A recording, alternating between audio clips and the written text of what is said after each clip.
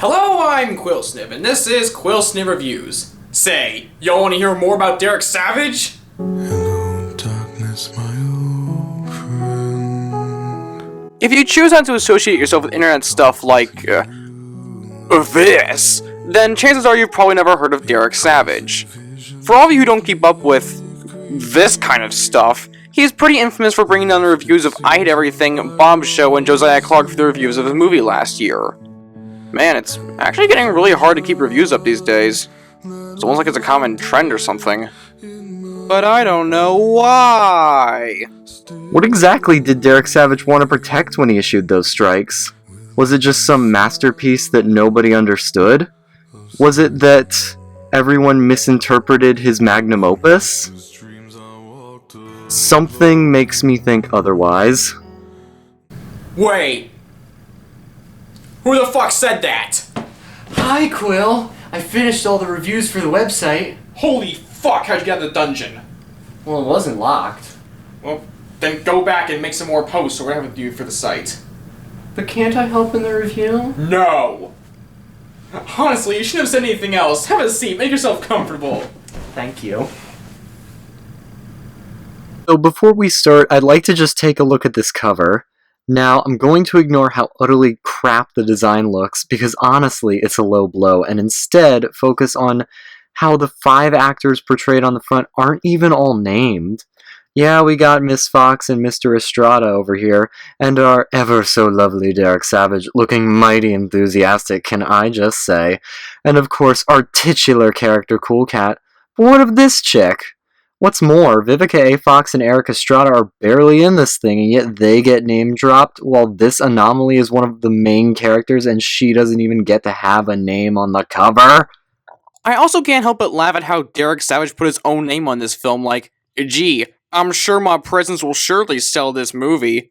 Who's he even pulling in with this? Who demanded to see Mr. Savage's acting in any movie whatsoever? Was it the people who saw him in Playgirl magazine? Yeah, that's kind of a real thing and available on his website, where he also advertises Cool Cat. Kinda seems like you shouldn't be broadcasting to the world that you were in a porn magazine while also trying to sell a bunch of children's books. Just saying. I also like how his photo collage of Playgirl stuff is right above him playing with some dangerous weapons, and I do mean playing. Not only that, but it's completely ludicrous how lazy Savage's web design page looks. Look at that ugly yellow background. I mean, come on, man, it's the 2010s. Even my website's more well designed than that. But you know what? I feel like Savage's web design should have no standpoint in my viewpoints on this movie, so let's just get started. Let's see how the title screen looks.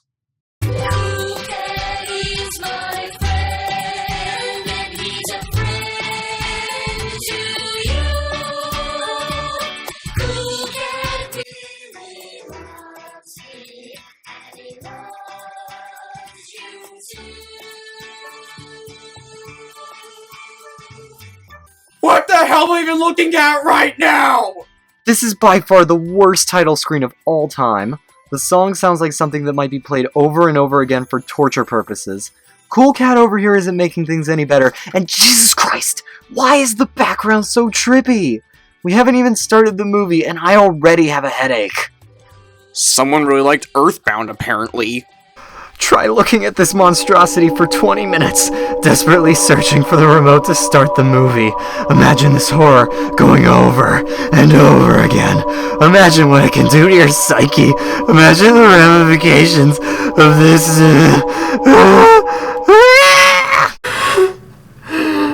Delta, what the hell is wrong with you? Cool Cat.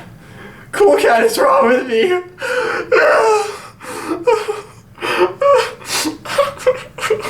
Anyway, so after Danny Derek probably expresses the world's reaction to his existence,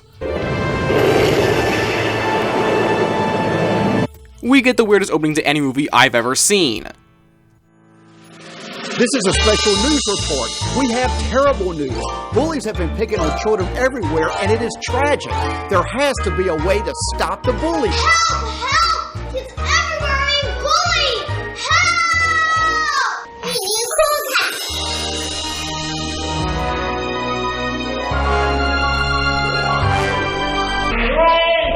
Hey,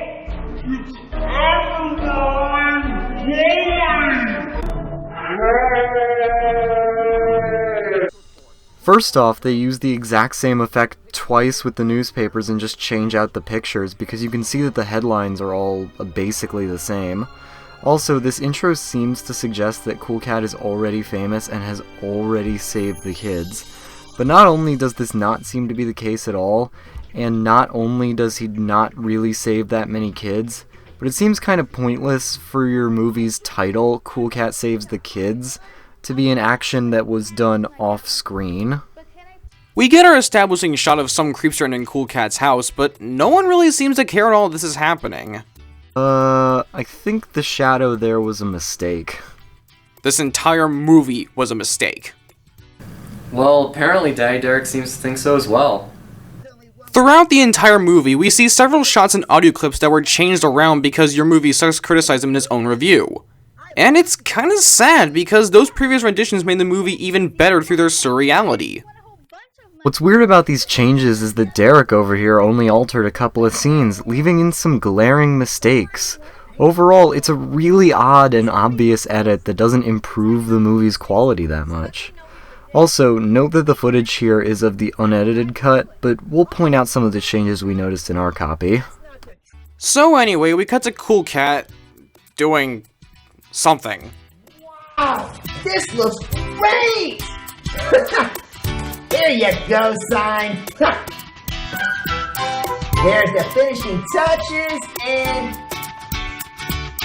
another one done! Cool Cat apparently can't do anything to touch up this work of art because of his giant cat hands, except rub it vigorously. Normally, I'd say it's a clear sign of the limitations of a giant cat suit, but I'd say in this case, Cool Cat's trying to tell us something. What the hell are you talking about? Well,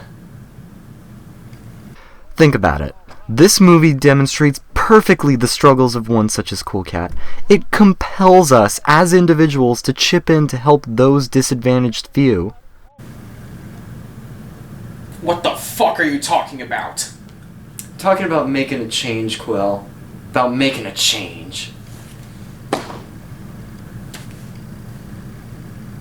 Thank you. Well, putting that aside. Cool Cat here is played by Jason Johnson, an actor known for some really lame choices in his career. It's actually challenging to figure out whether or not Derek did this on purpose or if he was just available when Derek rang him up. Either way, it adds to the very creepy undertones of this movie. It also doesn't help that Connor Dean, the actor who plays the bully, has a brother who's also chosen some rather interesting acting roles. Coincidence? I think not! It doesn't help the movie since there's so many sexual overtones anyway. Great job. You guys have fun now. Thanks, Mr. Derek. We will. Okay, Maria. Anyway, our titular character and his sex slave Maria go to set up shop outside, wherein Cool Cat makes some very suggestive motions. have a seat.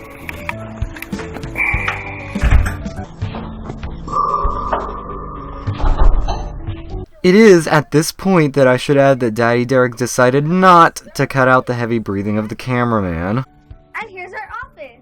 Exquisite. Have a seat. Cool Cat and Maria bullshit around doing nothing while our villain, Butch the Bully, is introduced. And I can't understand a single thing he says. Ooh, they feel like picking on someone. And look over there. If it's not Cool Cat and Maria, they think they're so cool. Well, I'm gonna punk up. This character cannot for the life of him communicate a single complex concept to the audience, so Derek Savage decided to compensate for this by having him say the most blatantly obvious things at any given point. All his dialogue basically boils down to, "I am a bully, time to perform bullying activities." Ooh, they feel like picking on someone. Butch decides to call Maria and say some mean things to her from literally 50 feet away from across the street. How they managed to not seem as a miracle in every aspect. Plus, would Butch even have Maria's number? They mention later that he's a notorious bully. What's the matter with him? He's always bullying somebody, and he has no friends. So it makes very little sense why he would even be able to do this. Additionally, for a movie trying to teach some lessons about cyberbullying, wouldn't it be a little more appropriate to have the bully post this online? It would fix the previously mentioned plot hole of him somehow having the number of someone who actively dislikes him. If we try to make sense of everything stupid happening in this movie, I don't think we'll even get through 10% of this garbage within a reasonable time frame. Well, Cool Cat gets super serious about opening unsolicited text messages, but then immediately suggests that Maria open the message anyway. This is one of the changes that Derek made to the movie, where initially Cool Cat just told her to open it, but now he added a line where he tells her that it's dangerous to do so. It's kind of weird when the voice changes to like this lower voice, but then immediately just goes back to completely contradicting everything that was just said. What's even weirder is that Derek kept in the part where the girl thinks it might be a prize for a lot of money. One of the emails you should not respond to, because it's probably someone trying to steal your contact information. Am I fat and ugly? No, and that's terrible. You're very, very pretty. Cool Cat, you need to step away from that child before the cops notice your pedophile screech. Butch finds a can of black spray paint and decides to vandalize their campaign signs. Oh no! The sign is ruined! It's not like they have 15 more on standby they could just easily replace it with. Wait a second. Aren't these signs for your class president campaign? Why aren't they in your school? Anyways, Butch really fucks that plan up by spraying paint in his face and rallies himself to find another can of spray paint.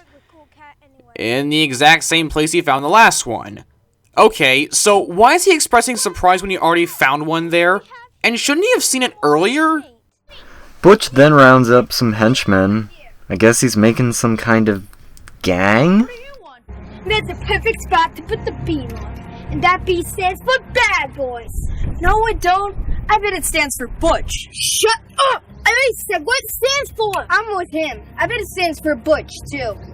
Shut up, bonehead. Watch out, Crips and Bloods! There's a new gang on town, and they're the bad boys! So these three kids go out in broad daylight and tag a girl's sandbox, which for some reason is supposed to look pretty.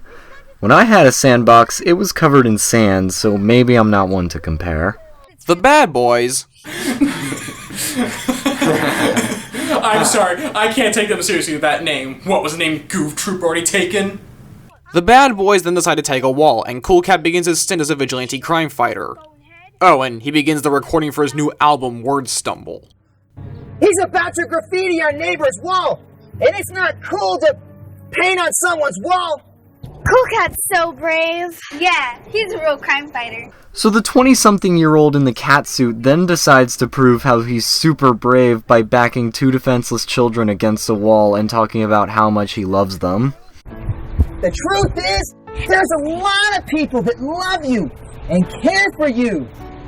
I know because I love you. So some crap that nobody cares about happens, and I'm pretty sure Derek Savage does something creepy. Then, something happens. Something I don't think anyone was prepared to see. Well, I mean, given what we've already seen, it can't get any worse. It looks great. Thanks for your help in the kitchen. Oh, you know I love to help you all the time, Mama. Get over and give me a hug.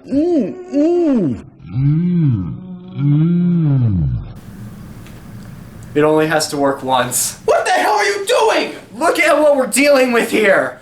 I'm gonna end this before this movie ends me. Don't do it! No. I can't do it. Not until my mission is complete. Reviewing this movie is your mission? Then your life is worth as much as the per capita GDP of the Congo. Look, I know this movie wasn't the masterpiece of directing choices, but if I could pick one element that most clearly shows how little forethought went into this, it would be that Derek Savage decided to cast himself as the person fucking the cat lady. I mean, even the most bumbling director couldn't have made such an obviously wrong choice. What was Derek thinking? What was the thought process behind this? Finally, my porno is all complete. Time to sit back and watch that cat get bent over and... Daddy, watch this! Sugar, it's nothing, I swear. Why are you hugging that cat? It's a movie I'm making. It's Cool Cat Saves the Kids, and that's Mama Cat, his mommy. Really? You're making a movie? That's right, honey buns. I'm making a movie, and definitely not breaking my parole. Cool Cat goes up to his room and starts, as he describes it, Look at me! I'm surfing the web!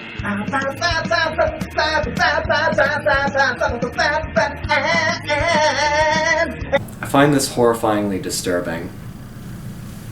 Oh, so you're just now figuring this out. Cool Cat gets salty because some bully on the internet doesn't want to adhere to his ideologies, and in response, the bully says he'll get him tomorrow! Oh no!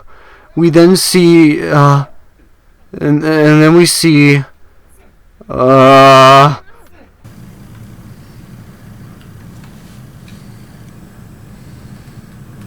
No! If I can't leave early, neither can you.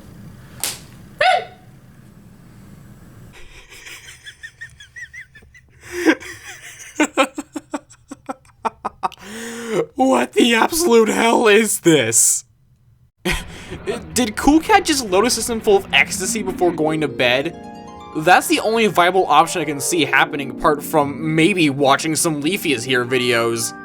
Get dressed in the morning, I'm triggered. And, oddly enough, they never really mention the sequence again. Hell, the moment they finish the scene, it's never brought up or discussed. We don't even find out who was bullying him on the internet and or if he resolved the issue. not even kidding here, the moment Cool Cat decides, I'm gonna learn to stand up for myself! Cool Cat just wakes up and the arc is never mentioned again, making Cool Cat's revelation kind of pointless. They don't even use it as a way to teach kids that sometimes threats on the internet are fake. It's just a thing that happened and then we move on, which you'll find is a continuing problem with this movie. There's just no continuity or consistency between certain scenes, and it makes it all awkward and weird. Speaking of which, the next day, for no real reason mind you, Daddy Derek decides it's a great idea to take his son to Hollywood with him for just some random appointment in Hollywood. Hey, why go into detail and flesh out Cool Cat's world when we can be vague as fuck about it and not have to explain it? And for no real reason, the holder of the parade just decides to put Cool Cat in the parade. Now, this kind of makes sense if you're not thinking about it, but realize that there's no reason for Cool Cat to be popular in this movie, or to be, like, famous or anything, and therefore there's no reason for him to be in the parade. In the beginning of the movie, Cool Cat is called a hero, but he never does anything grand in scale. He has no real reason to be loved by the world at large, and he's treated as a regular kid who just so happens to look like an adult in a catsuit jerking off next to kids. You know, they really should have just called the movie Cool Cat Makes No Sense. Cool Cat decides in order to spice up the Hollywood parade, he needs a new car and a new song. I'd question what kind of dad would spend $30,000 on a new car just for one occasion, but then again, that same dad made this movie, so we kind of have to throw all logic out the window here. Derek Savage decides to come up with some lyrics to Cool Cat's new song that truly show that even if there's too much stupid in a song to even be physically possible, you can put even more in there if you really, really try. Cool Cat loves the boogie woogie, boogie woogie. I swear to God, Savage was on something when he made this face. He was on the set of Cool Cat Saves the Kids. Enough said. Anyways, they shit out their lyrics, and afterwards, we hear Cool Cat's singing voice, which sounds nothing like the guy playing Cool Cat. Cool Cat likes to rock and roll. Cool Cat likes to love and sing. We then see him dicking around in front of a green screen, which, for some reason, they treat like it's a magic tool instead of doing something like explaining how it works in real life.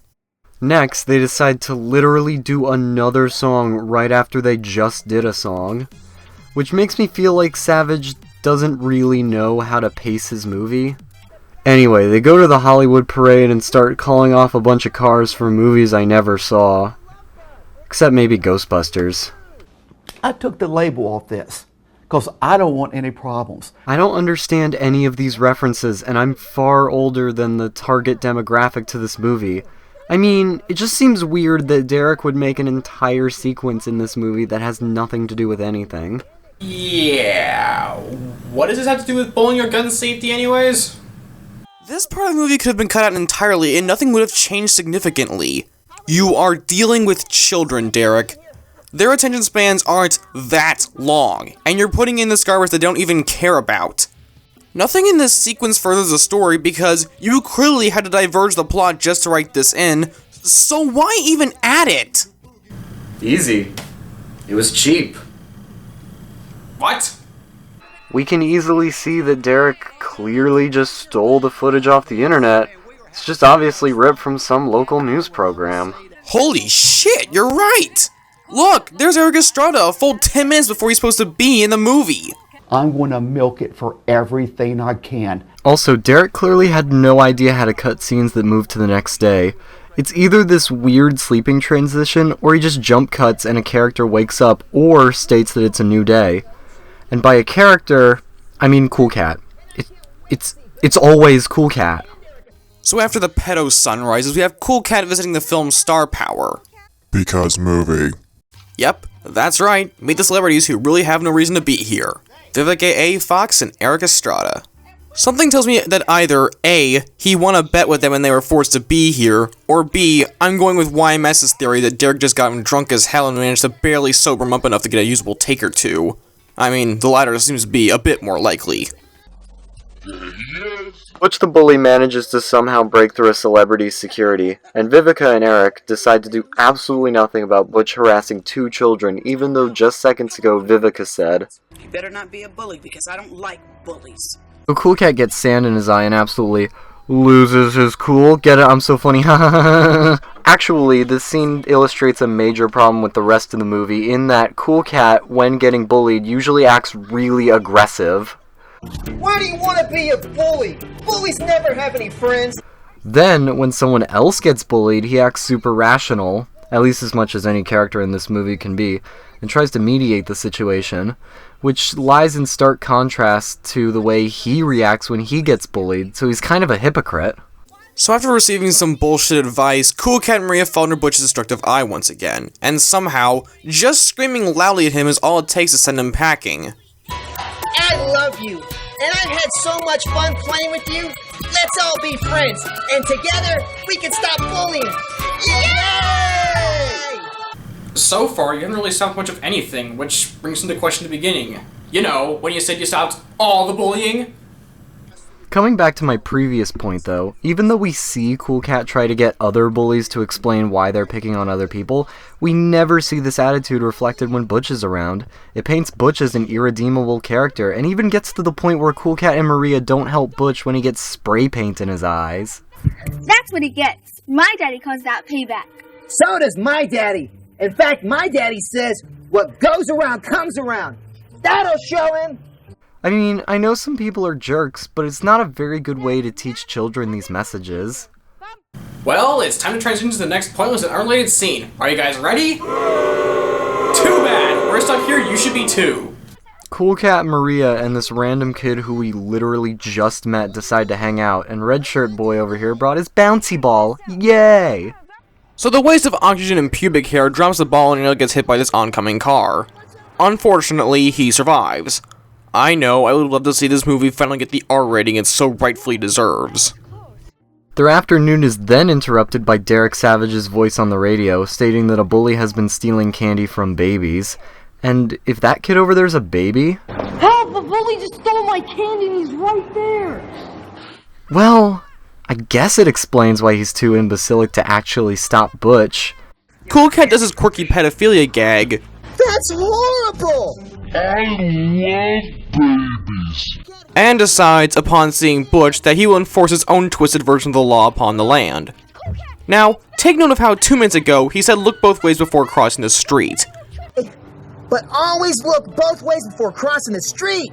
And here, he just bolts into potential oncoming traffic without any regards to his own safety. Butch somehow thinks that throwing candy on the ground will slow down Cool Cat and he'll fall flat on his face.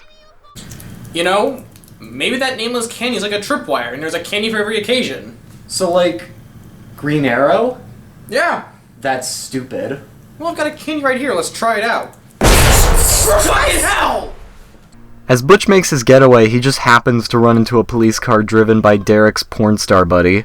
Because at this point, I'm pretty sure Derek met all his friends in the porn industry. So after Butch is arrested by the world's lamest cop, Cool Cat and his friends go inside and have lunch.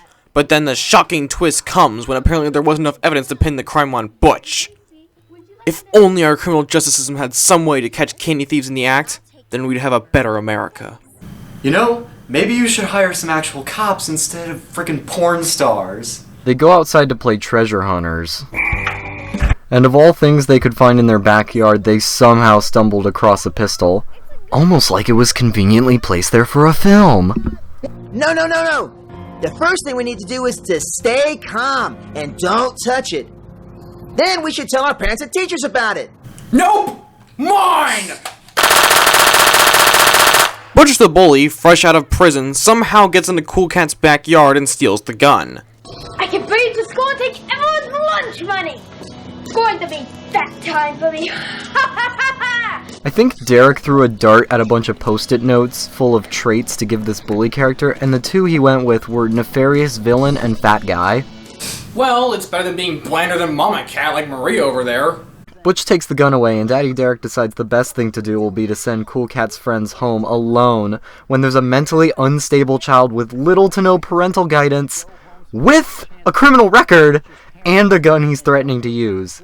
Genius parenting there, Derek.